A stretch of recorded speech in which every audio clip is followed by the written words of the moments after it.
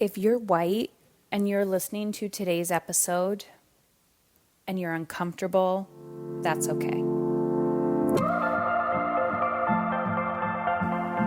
Hey, it's Heather Chauvin, wife, mother of 3 boys, former social worker, breadwinner, recovering hustler, and stage 4 cancer survivor. I'm not a fan of that term, by the way. Beyond all of these titles and labels, I'm a human being, just like you, attempting to navigate it all while feeling good. My goal on this podcast is to show you that you can live an energized, sustainable life, both at home and in your work. It doesn't matter if you stay at home full-time, if you work from home, you're a CEO, a successful business owner, or trying to find some inspiration. On this show, I attempt to keep it real with stories, interviews, and random thoughts. This is not a business or career podcast, and it's not a parenting podcast. It's both and so much more. You will laugh.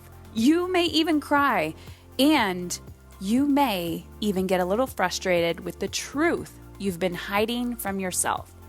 I believe all human behavior is a language, whether it's through your child's behavior, your health, or a relationship.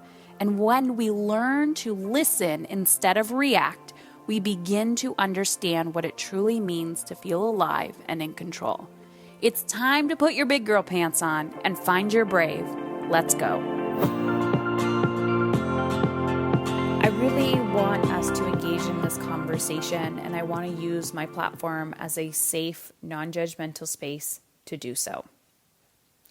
Over the years, I've been unpacking my white privilege. And the first time I heard that statement, I didn't know what it meant, and I became defensive. But the more I learn from those who have experienced racial injustice, the more I understand the system and how racial oppression still exists.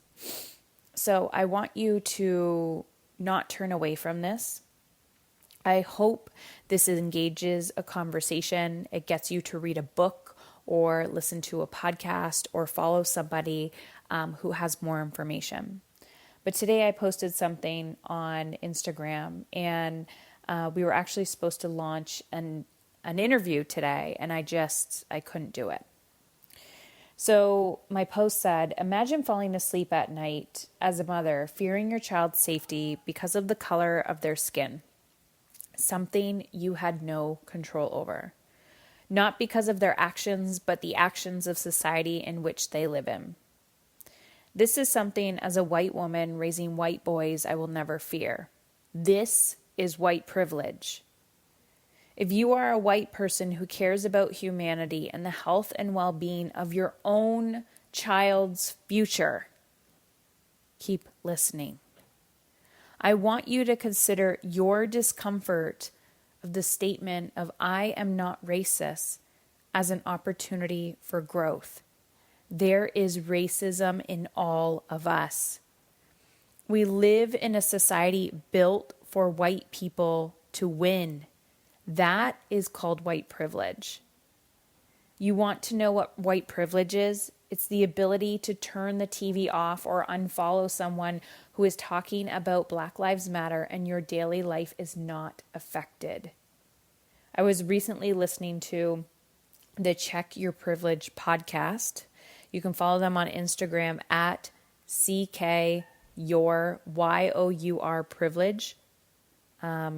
That's on Instagram, or go to anywhere you listen to podcasts and look up Check Your Privilege.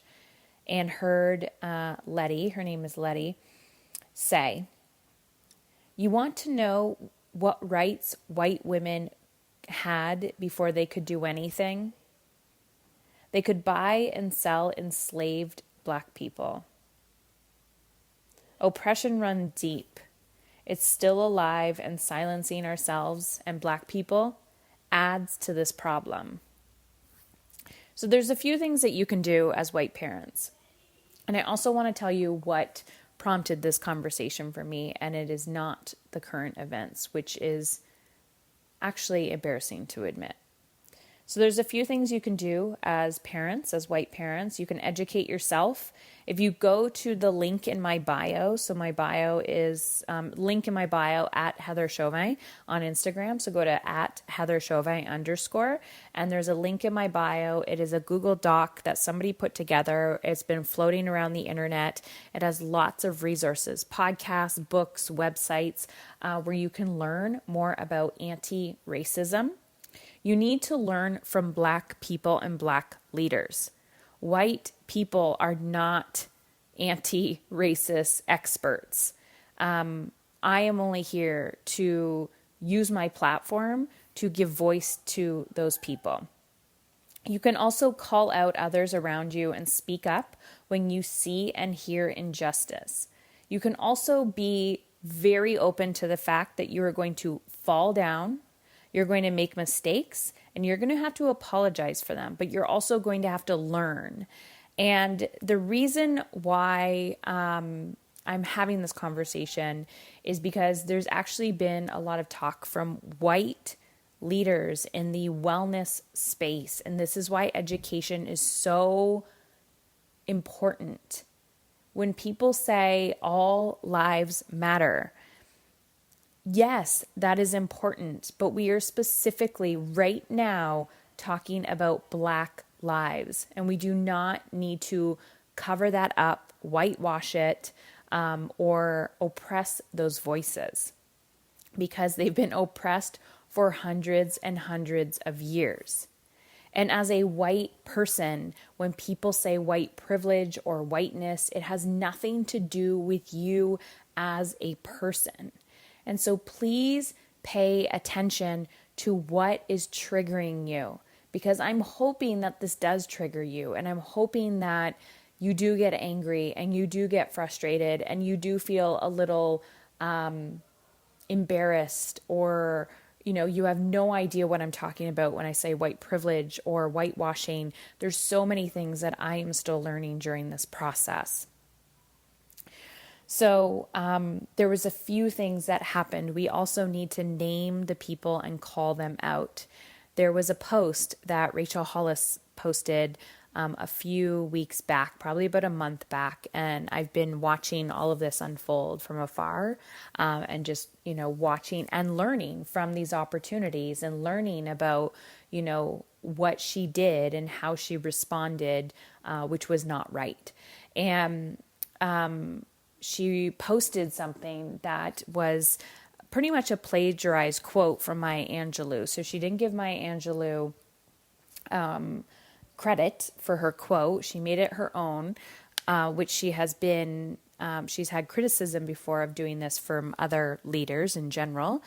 And when confronted on her post, deleted those comments, never confronted them, and also never talked about it again, deleted the post, and that was it. So when we silence the voices of Black people, again, we're oppressing them instead of looking at our wounds and our discomfort from the conversation. Another one was Marie Forleo. I love Marie, and she's well respected in the community, but inside of her B school, her very well-known B school community, a conversation started. And I am just also stating this from an outsider view. I am not a part of B school, and I'm just hearing what happened kind of through the game of telephone, and seeing a post and how she reacted. And it was a very cut and dry post. There was conversation going on in her Facebook group for her B school program, her coaching program, and how she dealt with it, which was pretty much, we're deleting this. We're not having this conversation here. Please refer to the guidelines and take this conversation elsewhere. Again, silencing. I don't know what the proper way is to respond in that situation. I'm hoping that if that ever happened to me and in my community, I would respond differently. But this is what we are waking up to as white leaders. And This is also something that I'm mindful of and definitely numb to and unaware of, which is I could speak from my perspective as a mother and, living in a middle class society as a cisgendered straight woman. But there are many diverse families out there and what mothering looks like. And so I'm extremely passionate about that, but I know that I'm just one voice in a community that has many, many voices. So for those of you listening, I want you to take a stand. You know how much of an advocate I am for you taking a stand for how you want to feel in the world. Understanding how difficult that is on a daily basis for ourselves to take a stand for ourselves. But if you can't do it for you, do it for someone you know who is Black. It's always easier to advocate for others than ourselves. And I really, really, really just want you to know that it's not all lives matter, it's Black lives matter. And if you would have said that to me a year ago, I may have said, why? I don't understand. And I'm just going to invite you to educate yourself. So a few quotes that may open your eyes to why this work is important within yourself, especially if we want to raise those strong, independent, empowered children. This is now when we get to, in a moment in history when we get the opportunity to create change. Angela Davis, a quote from Angela Davis: "In a racist society, it is not enough to be non-racist. We must be anti-racist," which means non-tolerance for racism. Martin Luther King: "There comes a time when silence is betrayal." So it's easy for us as white women, white people, white parents to turn an eye, to shut things off because it makes us uncomfortable. And I am just inviting you to head into the discomfort.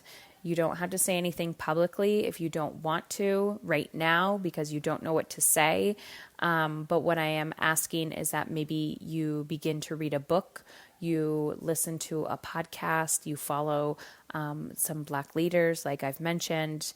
Head on over to my Instagram where I share that resource and support Black Lives Matter, support these Black leaders, because I think this is how we are going to make a tiny, tiny ripple effect. Last one, Desmond Tutu: "If you are neutral in a situation of injustice, you have chosen the side of the oppressor." So wherever you stand, when you are standing in decision and not making a decision, just remember you are choosing the side of the oppressor. So I invite you to send me comments on Instagram at @HeatherChauvin_. And there's also a post up there. It says Black Lives Matter. There's a list of people that I believe that you should follow. Trudy LeBron, Rachel Cargill, I believe, hopefully I said this correctly. Check Your Privilege, Layla F. Saad, and there's so many other women, so many books. So please, please, please go read the link in my bio on Instagram. Check out those resources. And if you are sitting on the fence or you are kind of looking, where do I jump in? What do I say? The first thing you do is to educate yourself, because awareness is key. And when we become aware, we can make better choices. You don't know until you know. It's okay to make mistakes. It's okay to fall. This is how we learn and grow. It is uncomfortable. Let's do the work together.